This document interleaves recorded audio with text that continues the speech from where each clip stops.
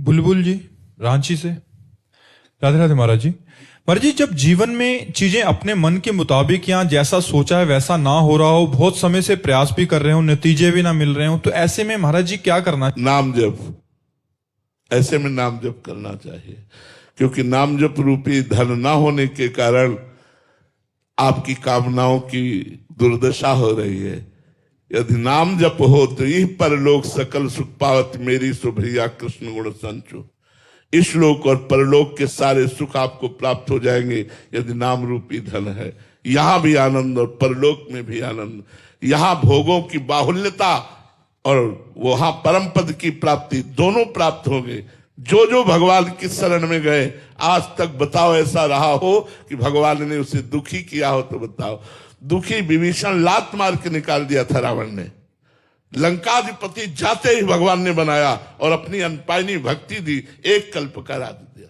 प्रहलाद जी को, ध्रुव जी को, किसी भी महापुरुष को देखो यार, अगर सुखी होना है, लोक परलोक के सुख प्राप्त करने हैं तो श्री हरि की शरण में आ जाओ, उनका नाम जप करने लगो। नाम जप करते हुए अपने कर्तव्य का पालन करो। कुछ कहीं जाने की जरूरत नहीं है।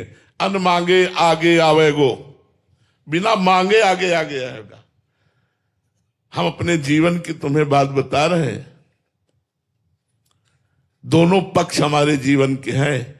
एक पक्ष ऐसा है कि कई दिन जब भोजन नहीं मिला, निम्बुआ घाट के पास आए, गंगा किनारे किनारे, तो कई दिन भोजन नहीं मिला तो भूख मिटाने के लिए बालू खाए। ऐसे बालू मुंह में रख के गंगा जल से उतारा कि कुछ तो पेट में जाए, मालिक की शरण में हो जाए। तो सब यार गोस्वामी जी के सामने जब अकबर बादशाह ने ताज उतार के रखा ना, तब गोस्वामी जी ने यही कहा, जब राम का नहीं था तो टुकड़ों के लिए भटकता था, आज राम का हो तो बादशाह ताज उतार के।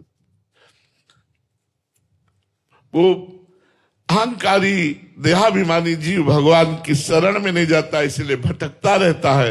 यदि भगवान की शरण में हो जाओ तो भगवान जैसे माँ अपने बच्चे को कब क्या चाहिए ये पता है, पहले से व्यवस्था करती है, ऐसी भगवान व्यवस्था करते। करो सदा तिनके रखवारी, जिम बालक राखे महतारी।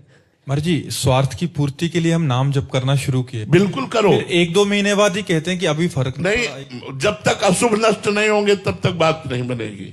करो तो शुरू तो करो, तुम शुरू करो, व्यवस्था हो जाएगी। पहले पाप नष्ट होगा, पहले अनर्थ की निवृत्ति होगी, तब तक तुम्हें सहना होगा।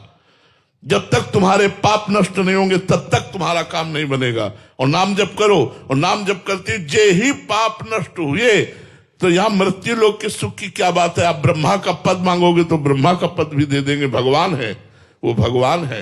अखिल लोकदायक विश्रामा, अखिल लोकों को विश्राम प्रदान करने वाले हैं। महाराज जी, दोनों पक्ष देखे जाते हैं। यहाँ उदाहरण पे आते हैं कि नाम जप करना शुरू किया तो उनके जीवन में अनुकूलता ही आने लग गई बहुत, और एक ऐसा भी है कि नाम जप करना शुरू किया तो अभी प्रतिकूलता का सामना करना पड़ रहा है। ऐसे दोनों में नाम जप का बराबर फल है, लेकिन एक का शुभ प्रारंभ हो गया, संयोग बन गया। नाम जप किया और पुण्य का फल प्रारंभ हो गया, और एक नाम जप शुरू किया उस समय उसके पाप का फल प्रारंभ हो गया, तो पाप का फल उसे दुख दे रहा है। ये नाम जप का फल नहीं है। नाम जप तो आगे चलकर दोनों को परमानंद प्रदान करेगा, दोनों को परमानंद प्रदान करेगा। इसलिए नाम जप में धैर्य चाहिए। सातु दीर्घ काल निरंतर सत्कार सेवितो दृढ़ भूमि, पातंजलि जी ने कहा, दीर्घ काल तक निरंतर आदर सहित नाम जप किया जाए तो संसार के भोगों की बात क्या, परम पद मिल जाएगा। और तीसरा एक प्रकार और देखा जाता है कि नाम जप कर रहे हैं, सालों हो गए, तो महाराज जी उनके जीवन में दुख आ रहा है, बट एक अंदर से एक संतुष्टि हो गई कि प्रभु ने जो किया। जैसे महाराज जी काफी बार आता है उनका पुत्र गुजर गया, फिर भी कह रहे हैं कि श्री जी की, वो विवेकवान है। भगवान ने उनको विवेक रूपी धन दिया, उस विवेक से उत्तृप्त है कि वास्तविक ये जीव इतने ही समय के लिए आया था, भगवान ने कृपा करके उसको अपने पास बुला लिया। वास्तविक ये घटना मेरे को पवित्र करने के लिए की जा रही है। आज जो मेरा अपमान हुआ, भगवान की कृपा हुई जिससे मेरे देहाभिमान का नाश होगा। आज जो मेरी निंदा हो रही, इसमें भगवान की विशुद्ध कृपा है। मेरे बिना भोगे शरीर के पाप नष्ट हो रहे। वो ऐसा विवेकवान हो जाता है कि भगवान के द्वारा किए हुए विधान में प्रसन्न रहता है। वही तो भगवान का भक्त है, जो ही प्यारो करे सोई मोहि भावे।